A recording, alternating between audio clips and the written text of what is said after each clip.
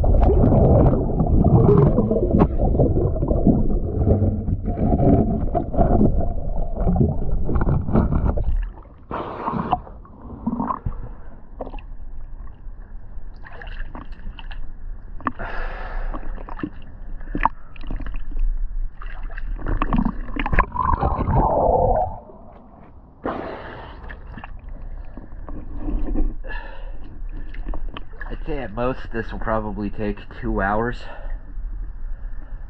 I didn't see any zincs underneath the hulls. I think that there might be just this prop nut zinc right here on this outdrive. I'll get this information over to Dane and we'll see exactly what we want to do.